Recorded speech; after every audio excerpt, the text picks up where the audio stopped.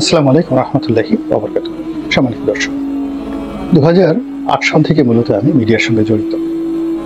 একজন রাজনৈতিক কর্মী হিসাবে রাজনীতির পাশাপাশি লেখালেখি করে আসছি এবং টেলিভিশন সভা-সমিতি সেমিনারে বক্তব্য দিয়ে আসছি।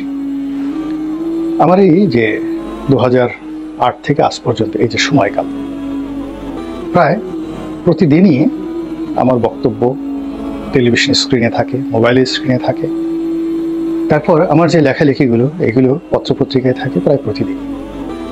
আমার এই লেখালেখি আমি সবাইকে সমালোচনা করেছি। সেখানে আওয়ামী লীগ যখন ছিলাম, প্রধানমন্ত্রী শেখ হাসিনাকে নিয়ে সমালোচনা করেছি, নিষ্ঠুর সমালোচনা। কেমন সমালোচনা? যেমন ধরুন, বলেছি যে প্রধানমন্ত্রী কোনো চেইন অফ কমান্ড নেই 2009 সালে, এবং সে সকল আবার সমালোচনা জাতীয় দৈনিকগুলো, তাও যেন তেন না, যুগান্তর, প্রথম আলো, এ সকল পত্রিকা একেবারে ব্যানার হেডলাইন, এমপি রনির অভিযোগ প্রধানমন্ত্রী শেখ হাসিনার চেইন অফ কমান্ড নেই। তারপর মন্ত্রীদেরকে নিয়ে সমালোচনা করেছে, নিষ্ঠুর সমালোচনা। সেই সমালোচনা দীপুমণি বলেন, স্বরাষ্ট্রমন্ত্রী মহিউদ্দিন খান আলমগীর বলেন, অর্থমন্ত্রী আব্দুল মুহিত বলেন, সবাইকে, শাহজাহান খান ছিলেন, মানে যাদের হাতে ক্ষমতা ছিল, পাওয়ার ছিল, তাদেরকে যেভাবে সমালোচনা করেছি, নির্মম এবং নিষ্ঠুরভাবে সমালোচনা করেছি। আবার বিরোধী দলীয় যারা নেতা ছিলেন, সেটা জামাতের আমির বলেন, জাতীয় পার্টির এরশাদ সাহেব বলেন, তারপর বিএনপি বেগম খালেদা জিয়া, তারেক রহমান সাহেব, আমি বলেছি, আমার মতো করে আমি বলেছি সবসময় এবং সর্বোচ্চ পর্যায়ে বলেছি এবং এখনো কিন্তু বলে যাচ্ছি।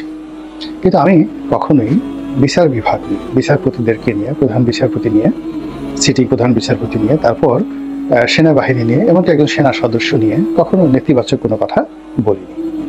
মাঝে মধ্যে রিটায়ার হওয়ার পরে দুই একজন, যেমন বিচারপতি এস কে সিনহা, উনি চলে যাওয়ার পর তাকে নিয়ে কথা বলেছি। এটা মানবিকভাবে তার পক্ষে বলেছি, সাধারণত বিপক্ষে আমি বলিনি।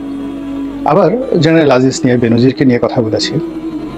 কিন্তু যতদিন জেনারেল আজিজ একটা পোর্টফোলিওতে ছিলেন, আমি তাকে নিয়ে কথা বলি। অনেকে হয়তো বলতে পারেন যে ভয়ে বলেননি। আরে বাবা, যেখানে শেখ হাসিনাকে নিয়ে আলোচনা করেছি, সেখানে জেনারেল আজিজ কে? জেনারেল আজিজ যখন বিজেপির চিফ ছিলেন, তখন আমি সংসদ সদস্য, একজন মেজর জেনারেল, এবং he was bound to salute me and he did it. আমি অন্য সাধারণ সংসদ সদস্যের মতো ছিলাম না যে একজন ডিপটি সেক্রেটারি পিছিয়ে পিছিয়ে ঘুরেছি। এখানে দেখা যাচ্ছে সরকারের সচিব থেকে শুরু করে মেজর জেনারেল পর্যায়ের যারা লোকজন আছে, তারা আমার প্রাপ্য সম্মান আমাকে দিয়েছেন বা দিতে বাধ্য হয়েছেন।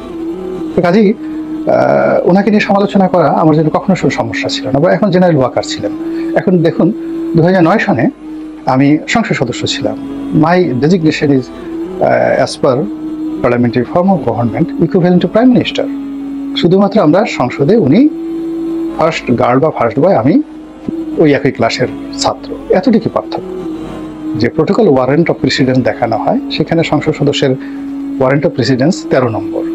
কিন্তু এটা ঠিক নয়। সংসদীয় গণতন্ত্র যদি আপনি ধরেন, ইংল্যান্ডে যদি যান, তাহলে একজন সংসদীয় গণতন্ত্রের সংসদ সদস্যের মর্যাদা প্রধানমন্ত্রীর সমপর্যায়ের। প্রধানমন্ত্রী তাকে ডাকেন প্রিয় সহকর্মী, ডিয়ার কলিগ, আর সংসদ সদস্য প্রধানমন্ত্রীকে বলেন প্রিয় কলিগ। সেখানে সেনাবাহিনীর প্রধান বলেন, কিংবা অন্য যে কোনো গুরুত্বপূর্ণ পদ বলেন, চিফ জাস্টিস বলেন, এরা সংসদ সদস্যের উপরে নয়, গণতান্ত্রিক বিধি ব্যবস্থাতে।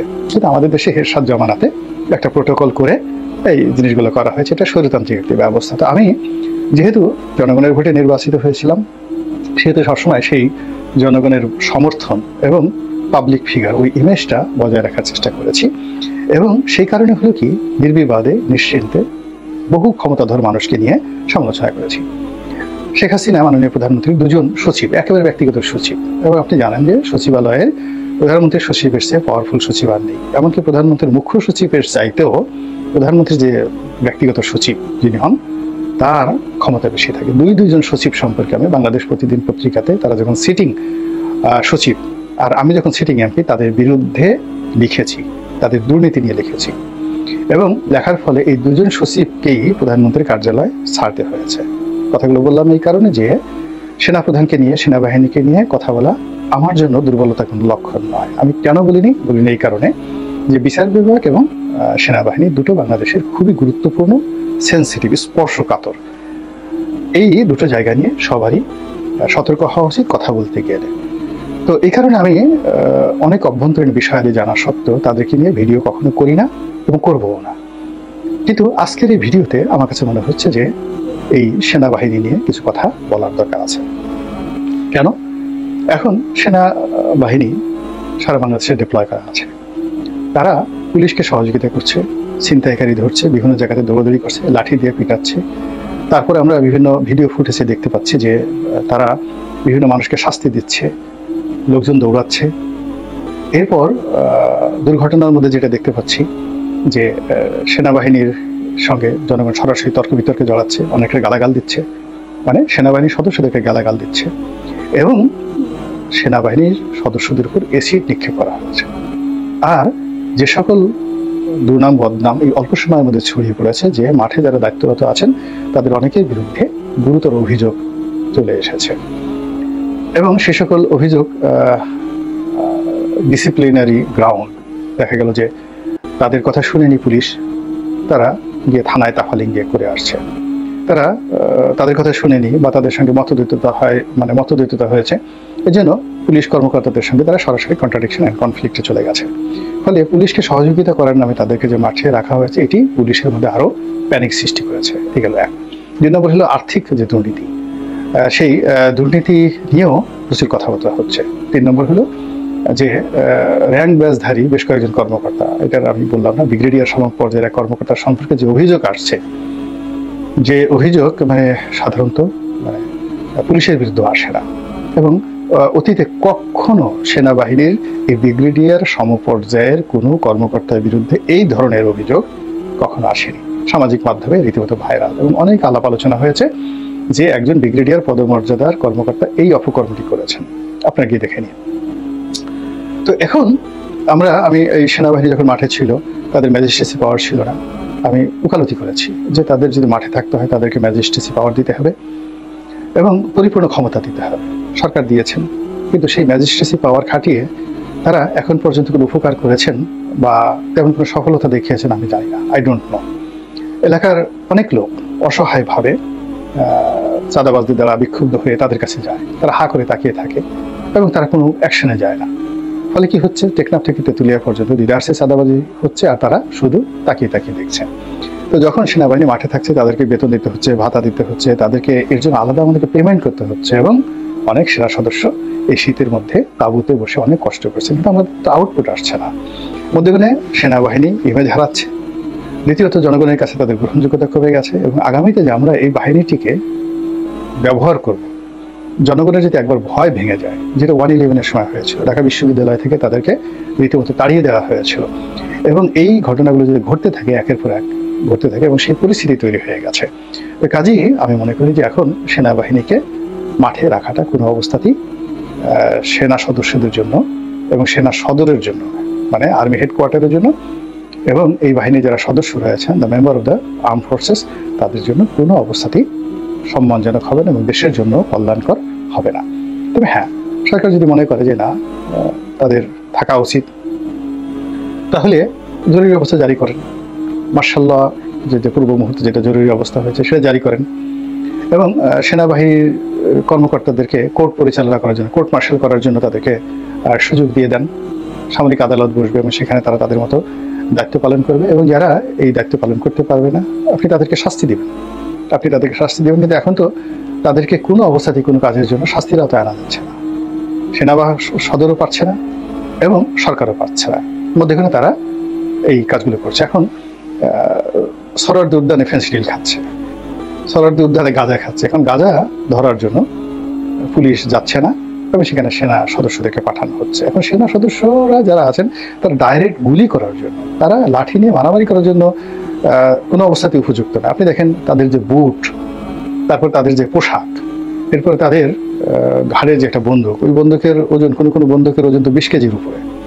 20 কেজির একটা বন্দুক, মাথায় এরকম একটা হেলমেট, তারপরে অত 4-5 কেজি ওজনের পায়ে একটা বুট, এগুলো নিয়ে সে একটা অপরাধের পিছনে দৌড়াবে কি করে? এটা কি সম্ভব? এটা সম্ভব নয়। এই কাজের জন্য সেনাবাহিনীকে ট্রেন আপ করা হয় না।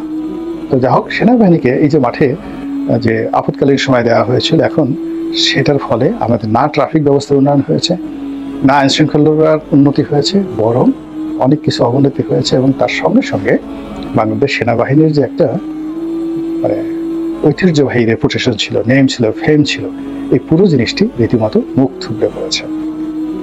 এবং এই অবস্থায় যদি আরো কিছুদিন চলতে থাকে, তাহলে এখন পুলিশকে যেভাবে মানুষ ঠাট্টা করে ঠোলা ডাকে, তখন সেনাবাহিনীকেও এই বাঙালি কিন্তু সবসময় দেখবে যে টিটকারি করতে, মানে যাকে বলে বাংলাদেশের লোকের কোনো অভাব নাই। তারা যে কোনো একটা নামের বিকৃতি করবে এবং বড় বড় মানুষকে উলঙ্গ করবে, ক্যারেক্টার অ্যাসাসিনেশন করবে।